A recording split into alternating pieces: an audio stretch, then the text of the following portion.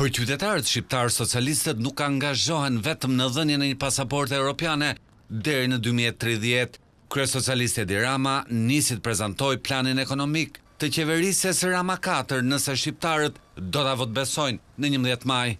Kemi bërë një rritje shumë të lartë, po të them që pagën mesatare të përgjithshme, pra atë të kombinuar në sektor publik, sektor privat, e kishim 322 dhe kemi sot 830 euro. 830 euro është paga mesatare sot në Shqipëri e përgjithshme. Ajo në sektorin publik është 1000 euro, si që e ka njësoj. Po paga minimale.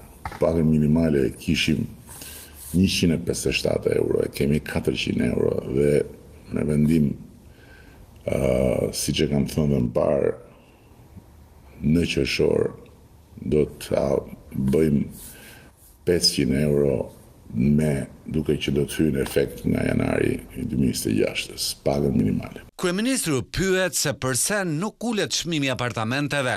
Po si e ulun çmimi për metër katror në Tiranë, ku çmimi për metër katror në Tiranë në gjithë botën e lirë është çmim tregu më zotni, si e ulun çmimi. Ndërkohë që po ne kemi e disa shtëpi, sa apartamente kemi ndërtu nga e para, kemi rindërtu apo kemi rigjeneru,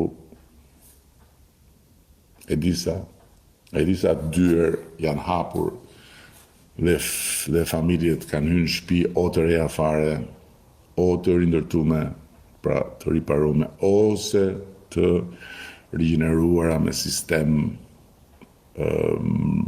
sistem kursimi energjetik e tjerë disa. 35.000, e beson do të ti? 35.000 dyer janë hapur.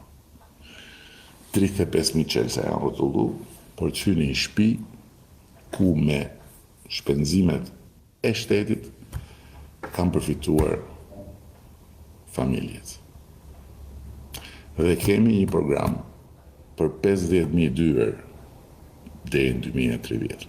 Ndjekësit e rubrikës Sy më sy e kërkuan kryeministit realizimin e një fotoje me Euroatlantikasin Lulzim Basha. Për foto nuk e di se fizikisht nuk puqemi, po zemrën e kemi të lidhur. Jemi të lidhur me zemrën, kurse kështu fizikisht nuk puqemi me njëri tjetrin. Po vetëm se nuk jemi larg syve, larg zemrës. Jemi larg syve edhe syt në zemër.